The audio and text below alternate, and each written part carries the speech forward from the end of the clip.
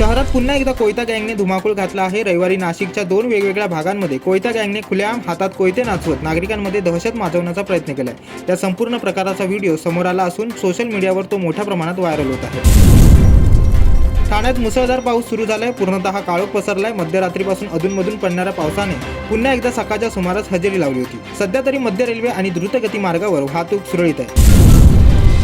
हाय security number प्लेटसाठी ठाण्यात online 1.25 lakh अर्ज आले आहेत। राज्यातील सर्व वाहनांवर हाय सिक्युरिटी नंबर प्लेट लावणे शासनाने बंधनकारक केले आहे। बनावट नंबर प्लेट लावून होणारे गुन्हे, रस्त्यावर धावणारे वाहने नेमके कोणाचे आहेत, या नंबर प्लेटवरून वाहनांची खरी ओळख पटणार आहे। 98,000 वाहनांना अपॉइंटमेंट दिली असून 60,000 वाहनांनी नवीन नंबर प्लेट बसवल्या असल्याची माहिती उपप्रादेशिक परिवहनने दिली आहे। 30 जून 2025 नंतर हाय सिक्युरिटी नंबर प्लेट नसणाऱ्या वाहनांवर दंडात्मक कारवाई होणार आहे।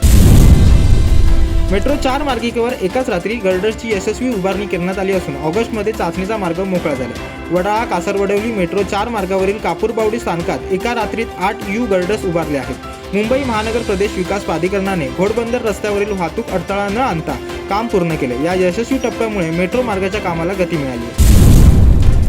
मे महिन्याच्या अभूतपूर्व पावसानंतर आता जूनच्या पहिल्याच आठवड्यात मान्सून दाखल होण्याची शक्यता वर्तवण्यात आली आहे। मुंबई आणि उपनगरामध्ये ढगाळ वातावरण असून हलक्या ते मध्यम पावसाच्या सरी पडण्याची शक्यता आहे। दमट हवामानामुळे उकाडा वाढला। गेटवे ऑफ इंडिया ते नवी मुंबई अंतर 40 मिनिटात पार करता येणार असून वाहतूक कोंडी मुक्त आणि पर्यावरणपूरक प्रवासाचा लाभ प्रवाशांना घेता येणार आहे। मत्स्य व्यवसाय व बंदरे विकास मंत्री नितेश राणे यांनी या संदर्भात बैठक घेतली होती। या बैठकीत वॉटर टॅक्सी सुरू करण्यासाठी टर्मिनल्स उभारण्याची टप्प्याटप्प्याने सुरुवात करावी, तसेच यासाठी विमानतळ प्राधिकरणाचे आवश्यक परवानग्यासाठी प्रस्ताव सादर करावेत। महाल वाहतुकीसाठी जेटी उभारण्यासाठी ठिकाणे निश्चित करावी अशा सूचना दिल्या आहेत।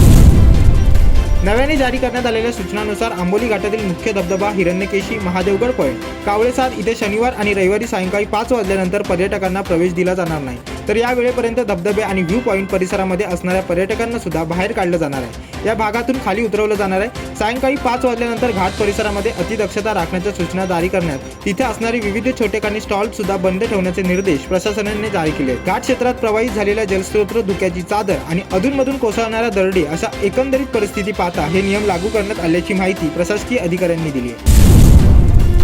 मोगऱ्याचे भाव अचानक खाली आल्याने संतप्त झालेल्या पालघरमधील शेतकऱ्यांनी आपला शेकडो किलो मोगरा थेट कल्याणच्या खाडीत फेकत सरकार विरोधात निषेध व्यक्त केला। एरवी 200 ते 400 रुपये प्रति किलो तर लग्नसराईच्या काळात 800 ते 1000 रुपये प्रति किलो विकला जाणारा मोगरा मागील आठवडाभरापासून 50 रुपये प्रति किलो झाल्याने संतप्त झालेल्या शेतकऱ्यांनी हा मोगरा खाडीत फेकत अनोख्या पद्धतीने आंदोलन केले। पालघरच्या वाडा येथील कल्याण येथे मोगरा विक्रीसाठी गेलेल्या 40 पेक्षा अधिक शेतकऱ्यांनी विक्रीसाठी नेलेला मोगरा थेट खाडीत फेकत सरकार विरोधात घोषणाबाजी केली। नेरळ माथेरान या नेरोगेज मार्गावर चालणारी मिनी ट्रेन पावसाळी 4 महिने बंद राहणार आहे। 1 जून ते 15 ऑक्टोबरपर्यंत ही सेवा बंद राहणार असून अमन लॉज ते माथेरान शटल सेवा सुरळीत आपल्या नियोजित वेळेनुसार धावणार आहे। दरम्यान प्रत्येक शनिवारी रिकाम्या बोगी घेऊन नेरूळहून मिनी मेट्रो सुटेल व माथेरानमध्ये आल्यानंतर शटल सेवेमध्ये रूपांतर केले जाणार आहे। तसेच मालवाहू मिनी ट्रेन दररोज चालवली जाणार आहे। सिंहस्थ कुंभमेळा भक्ती आणि साधनेचा दिव्य संगम मुख्यमंत्री देवेंद्र फडणवीस यांच्या अध्यक्षतेखाली त्र्यंबकेश्वर नाशिक येथे 2027 मध्ये होणाऱ्या आध्यात्मिक चेतना, परंपरा आणि संस्कृतीचे प्रतीक असलेल्या सिंहस्थ कुंभमेळ्याचा यशस्वी आयोजनाच्या पूर्वतयारीची बैठक संपन्न झाली आहे।